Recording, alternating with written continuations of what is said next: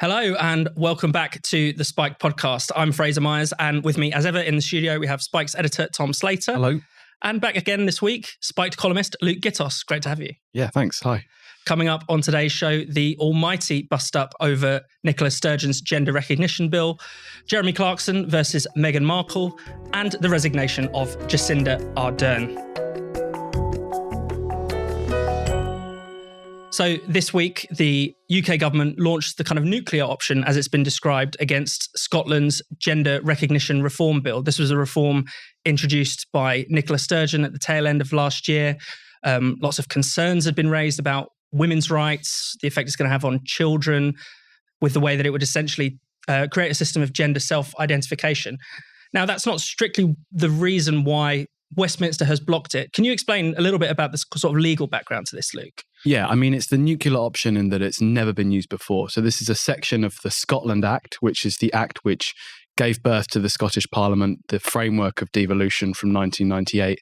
And one of the sections in that act effectively gives Westminster the power to block any piece of legislation passed by the Scottish Parliament, which would have a detrimental impact on the rest of the UK's legal system. Now, while I think this is unprecedented, I think that the Scottish bill is precisely the kind of bill this section was designed for. Yeah. Because what the Scottish Parliament is proposing is a very radical overhaul of the way that gender operates in the United Kingdom. And they might say that these changes are limited to Scotland, but of course they're not. Someone could have a gender recognition certificate in Scotland, travel south of the border and use it in the rest of the United Kingdom. So this would represent a seismic change to the way that gender is dealt with. So I think it is a perfectly legitimate use of this section. And I hope when the inevitable legal challenges come from the Scottish government, because I think we can expect judicial review at the very least. This may go all the way up to the Supreme Court. We know that the Scottish Parliament is very keen to fight its battles in the Supreme Court. Following recent decisions about the independence referendum. When those battles come, I hope Westminster win, because this piece of legislation has been passed with almost no consideration as to the wider impact. And the Scottish Parliament, the SNP have very little mandate for this change. We know that Scottish voters, the majority, don't seem to support the measures that are contained in the bill, which are to firstly reduce the age where you can secure a gender recognition certificate from 18 to 16. Secondly, it removes the requirement for any medical evidence to be produced, no requirement for any diagnosis of gender dysphoria, and reduces the time that one has to live in their chosen gender from 2 years down to 3 months. So effectively, as you say, it's a system of self-identification. And that would drive a coach and horses through the legal divisions that we have in this country. And of course, when you're creating laws, you have to be aware that you're creating a permanent change in society.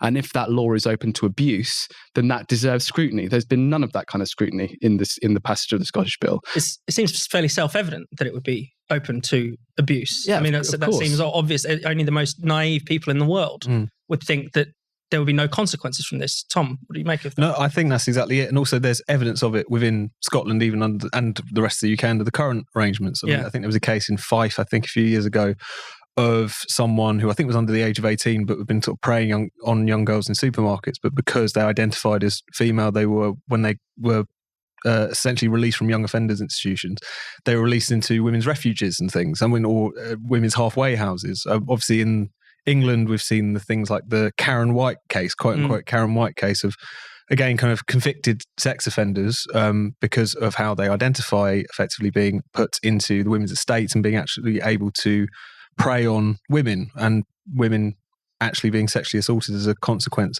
of this. And this is with the current UK-wide arrangement. And obviously what they're talking about here is making it much more broad sweeping, removing any of the kind of safeguards as previously existed in terms of a gender dysphoria diagnosis, in terms of the amount of time that you have to live in your acquired gender, from 2 years down to just a few months. And of course, the whole new frontier of kind of under 18s as well being brought into this as well, which has its own knock-on effects and impacts. So to suggest that it's just outrageous that it would never, that of course it's not going to have any impact. You also see this weird conflicting argument, which is that this is really just a bureaucratic tweak. Oh, yeah. It has no impact on sex-based rights. It has no impact on women's spaces, whilst also heralding it as a great civil rights breakthrough which sanctifies trans people's position as their chosen gender and so on. So these arguments never really stack up. And I guess the question going forward is this, by picking this fight, who's going to, what impacts is that going to have on the constitutional debate, on the question of Scottish independence, particularly in the context of this being such an unpopular measure that the Scottish government are pursuing? I mean, Nicola Sturgeon seems to, as you're alluding to, Tom, want to have it both ways. I mean, she said explicitly this doesn't give trans people more rights, and yet on other occasions will say it's only, transphobic bigotry that is preventing the, this bill from going through. Thinking about the kind of constitutional question, Luke, doesn't this just feel like another example of Scotland trying to look past itself off as sort of more progressive than the rest of the UK, and actually, messing it up quite badly, putting through a law that's going to, really hurt women's rights? I think that's exactly right. It's an attempt to draw a political line between themselves and the Westminster Tory government. I do think it is the opposite of progressive, because it proceeds on the basis that when we talk about women's spaces, that women's spaces are only valuable because they prevent women from experiencing violence. But of course, I mean, I'm not a woman, but I presume that a big part of having a woman's only space is so that women can share a space with people who have the same experiences as them. And of course, while we can recognise trans women as women to the extent that we treat them as women, we also have to recognise that they have different experiences to biological women. And the thing that really disgusts me about this is that women have been sort of told that they're not allowed to prefer women-only spaces anymore. Yeah. It's like you're not allowed to be uncomfortable with the idea of a trans woman being in that space. You just have to come along with the agenda. You have to, if a woman was in for example, a rape crisis centre surrounded by other biological women and a trans woman entered, that woman is being told you're not allowed to object to this anymore. And that's the most awful part of this. It's the same is true of the example of women prisoners. Some of the most vulnerable women in our society are basically being told your preferences as to who you share a space with don't matter. Yeah. And not only don't they matter, we're going to make a law irrespective of your feelings. So I hope the UK government hold the line, because this is a bulldozer through women's only spaces and therefore the feelings and experiences of women in this country. There was an interesting kind of quite telling clash in Parliament to that end, where the Tory MP Miriam Cates talked about, feeling uncomfortable in a woman's bathroom, and then Lloyd Russell Moyle, the Labour MP, well-known kind of trans rights activist, essentially dismissed her concerns as dog whistles, as bigoted. And that was a really obnoxious attack. I mean, it was really so striking. I think within that, you really saw the way in which women are dismissed in this whole discussion. You effectively had a cis white male, if you want to use that kind of terminology, shouting down a woman talking about her own lived experience. So it really tips on its head a lot of the claims of this broader sort of woke movement make in so many different respects.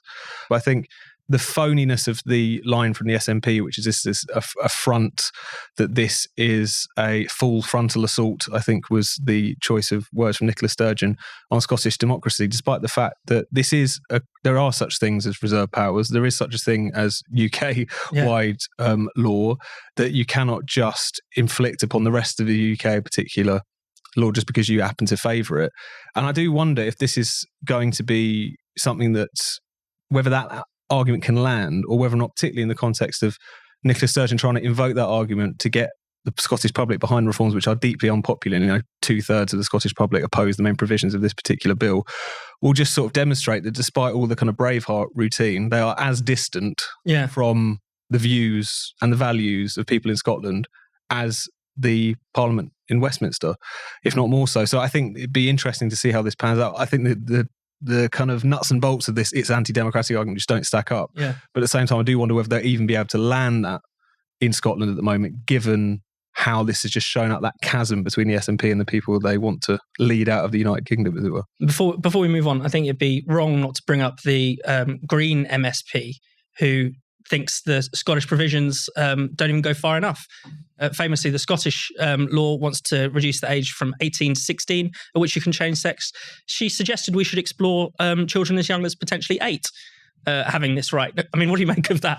Well, it's terrifying. Introducing any legal change that affects children as young as that it is obviously enormously significant. And as we've seen with the Tavistock, the Casey review into the Tavistock clinic, which showed that children were being allowed to be subject to very significant medical interventions with almost no proper medical supervision.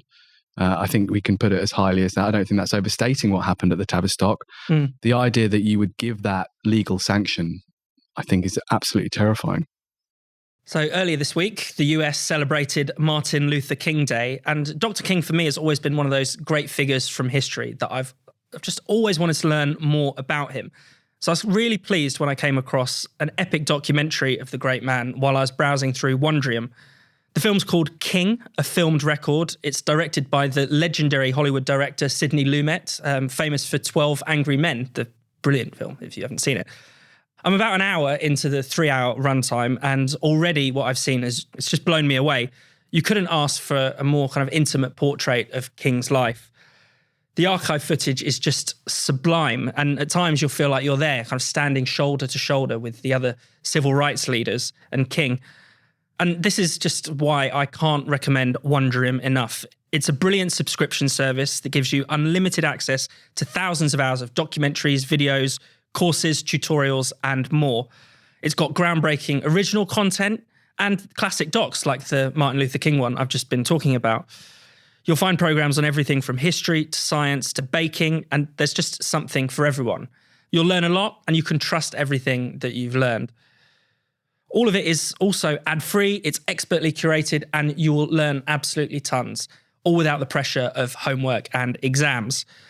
So think about how much you could learn this year with a subscription to Wondrium. To ring in 2023, Wondrium is offering Spiked podcast viewers and listeners a 23-day free trial. But it's only available if you use our special URL. So go to wondrium.com/spiked today to take advantage of the offer. That's wondrium.com/spiked. Wondrium.com/spiked. So reports are suggesting that Amazon Prime and ITV could be about to drop Jeremy Clarkson, everyone's favourite motor-mouth TV presenter. And this is on the back of a row that began with a row he's having with Meghan Markle over a column he wrote in December. The column talked about how much he hated Meghan Markle, hates her on a cellular level, wants to see her dragged through the streets, pelted with excrement in the nude. And he's apologized several times, but still people are trying to, people want his head on a platter, essentially. Tom, what have you made of this? Well, I think it's quite interesting about this case in particular is, first of all, how it does feel like the kind of world has changed around us. You know, Jeremy Clarkson would get into one of these scandals every couple of years, essentially. You know, there was the one not too long ago where I think on the one show he said that striking workers, he would happily kind of take them outside and shoot them in front of their families and stuff, and he had to apologise and so on and so forth. We go through this dance every 3 or 4 years, it seems like, with Jeremy Clarkson. And yet at this point, if the reports from Variety and elsewhere are to be believed, he's really on the verge of being dropped, even at places like Amazon Prime, where his shows are wildly popular. And he's obviously an asset. So they're not doing this to kind of discreetly get rid of someone that was probably on the way out anyway. In that, you kind of see how much the world has changed. Now, that particular column, you know, as you say, he's apologised for it. There are a lot of people who, it was close to the bone even by his standards, let's just say.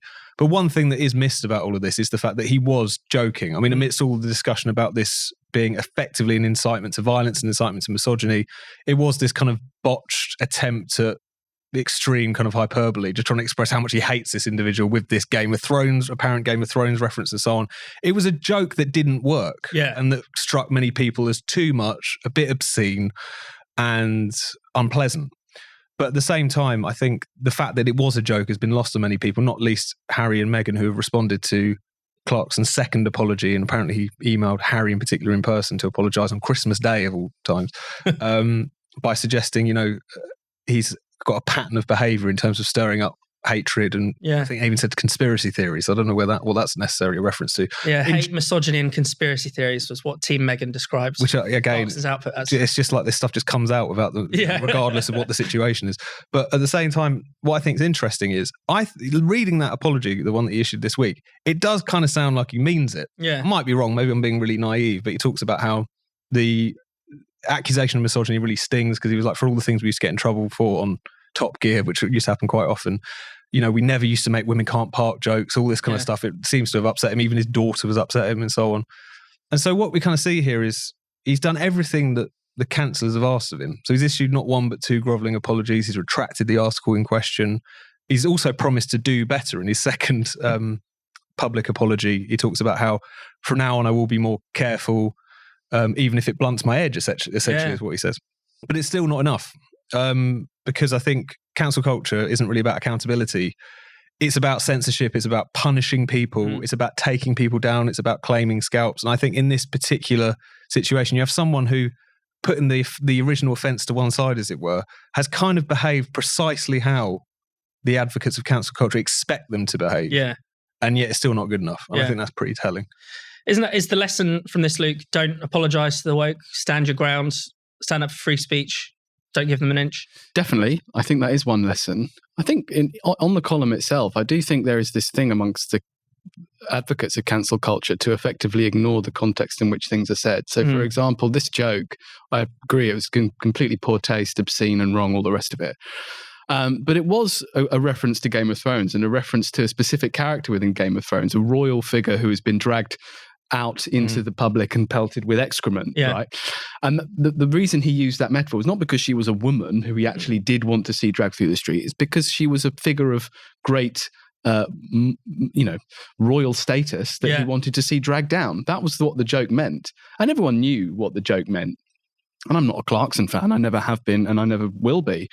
But I do think there is this willful ignoring of the way things are told and the way things are presented. And also, I think, radical, and I'm not saying this is true of Jeremy Clarkson, but we do have a proud history in this country of taking the piss out of royalty and out of ministers, government, and being quite rude about them. Yeah, certainly in much more offensive ways than Clarkson. Yeah, exactly. I mean, and often going much, much further than Clarkson did. So I do think that if we are to have any hope of a kind of maintaining that tradition of mockery, satire, and bringing people down a peg, then columns like Clarkson's have to survive. Now, we don't have the kind of writers that we used to. Clarkson certainly isn't one of them, and probably has one eye on the fact that everything he writes is going to be subject to people's PR teams and will therefore willingly kind of prostrate himself in front of them in order to keep a commercial contract, which I think is a real shame. We need more people who are willing to say, no, I'm not going to change my words. I meant it. Those writers are out there, people who tend to get away with quite serious things that they say in their columns, but we need more of them. Yeah.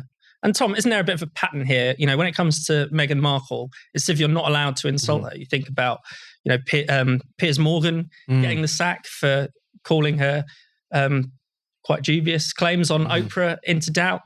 We had the head of the Society of Editors who was sacked for defending the press treatment of her. No, I mean, it feels like Meghan Markle's on like a one-woman mission to prove that cancel culture really does exist, because her like body count at this point is incredible. Yeah. In relation to the number of people, it's the way in which Meghan Mania kind of ripped through the British media and claimed so many scouts. Piers Morgan, as you say, who was actually vindicated somewhat in what he was saying.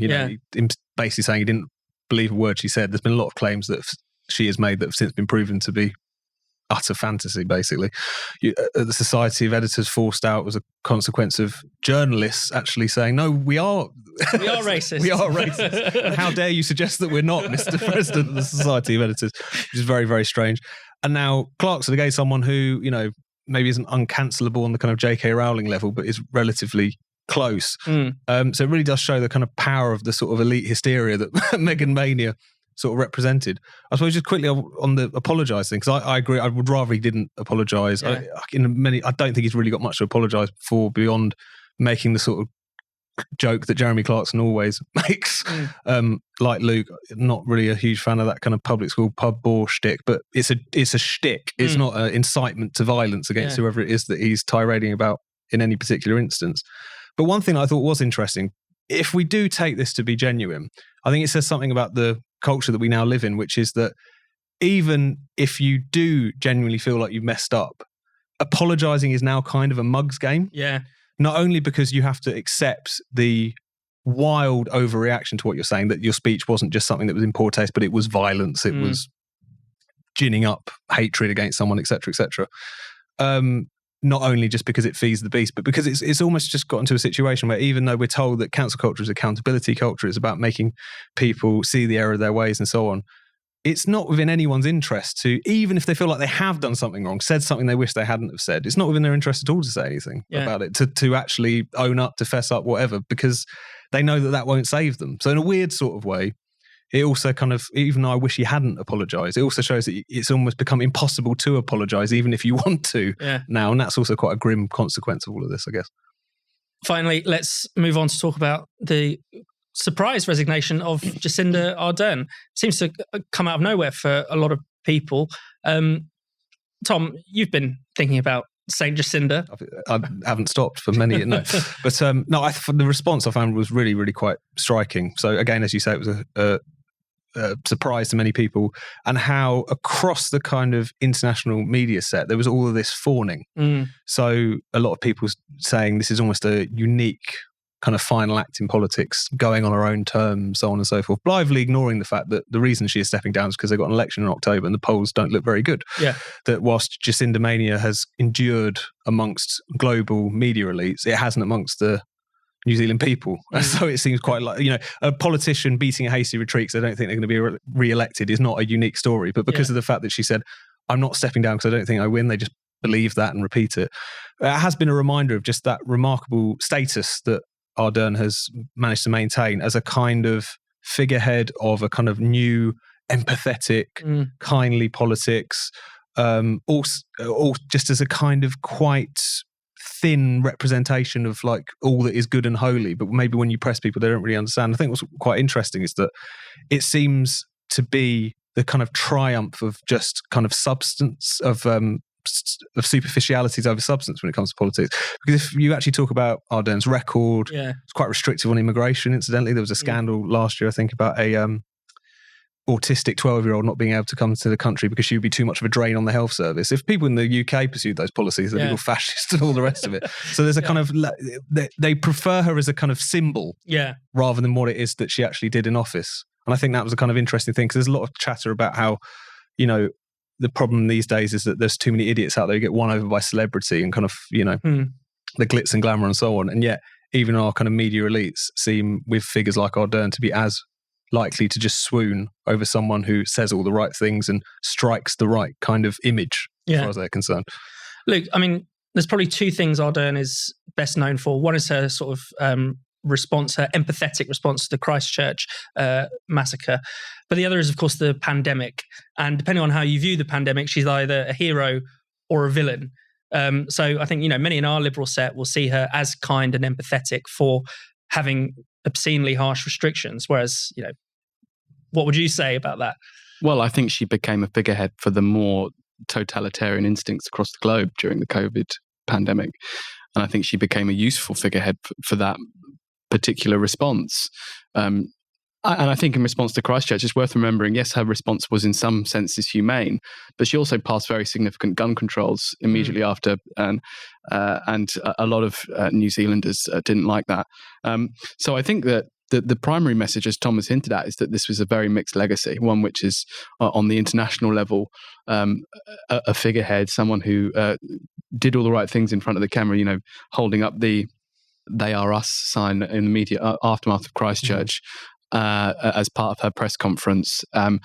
But in terms of substance, the commentary this today has talked about a significant housing crisis in New Zealand that her government failed to deal with. She took quite conservative steps in respect to public spending. So there is this very interesting disparity between her international renown and her domestic fortunes. Tom, on the COVID front, she's part of a kind of, I think of Jacinda and I think of Trudeau almost in the same breath. This kind of restrictive, authoritarian in practice, but liberal in appearance, if that makes sense. No, completely. And it's interesting because as you were saying, like, you kind of have these sort of two sides of the coin, which you have the kind of fluffy image that people have of her. And then you also have what it is that she actually represented, which, as you say, on a domestic scale is a bit of a mixed bag. But when it comes to these kind of forms of liberal authoritarianism, she is a really key figurehead of that. This kind of kindly authoritarianism, the kind of it's good for you really type of, authoritarianism, which during COVID was incredibly extreme. Obviously, the zero COVID policy, the upshot of that was New Zealanders many of them out of the country, not being able to return home, even to attend to dying relatives. When the policy effectively fell apart because of the new and transmissible variants, you then had a kind of rush to vaccinate people. This is often a story with zero COVID countries. They've never got enough people vaccinated. It was kind of false sense of security, I guess. And as a consequence of that, you end up with policies ushering in a kind of two-tier society, heavy restrictions for the unvaccinated. That kind of famous empathy and compassion was very much lacking in those situations. And then also even kind of putting the kind of COVID issue to one side, she also became a kind of very vocal spokesperson for another kind of front in this, and in many respects the most chilling front in this new kindly authoritarianism, of which Justin Trudeau, even a Joe Biden, is also a kind of figurehead of, which is on the level of freedom of speech. She gave that startling speech to the UN, back in September, where she was talking about misinformation and disinformation as the new weapons of war, and the way in which the international community, i.e. international leaders, needed to confront this, particularly in relation to things like climate change denialism, as she would call it, all but saying we basically need to usher in a kind of regime of censorship, almost on a kind of global level.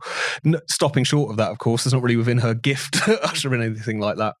But how that is, by the standards of anyone who calls themselves liberal, which is kind of the flock to which she sort of belongs internationally speaking, should raise hackles, and yet it's seen as entirely sensible and necessary. So on the one hand, she's a kind of insubstantial figure, a kind of screen onto which people around the world in the kind of metropolitan elites projected their kind of post-Trump, post-Brexit frustrations. Just kind of, she just became a kind of a figure in that, a kind of insubstantial figure in that sense. But in terms of what she did stand for, however you want to call it, it was this new kindly authoritarianism, which is basically taken over the entire Western world in one way, shape or form. So it's no surprise that people are kind of mourning her loss, but at the same time, that whole very grim liberalism, paternalism, acceptable authoritarianism, what you ever want to call it, it's not walking out with her, as it were. Thank you so much for watching the Spikes podcast. We'll be back next Friday. If you hit subscribe and click the bell, you'll never miss an episode. And in the meantime, why not check out all of Spike's other videos and podcasts on this channel? And for more Spiked content, find us at spiked-online.com.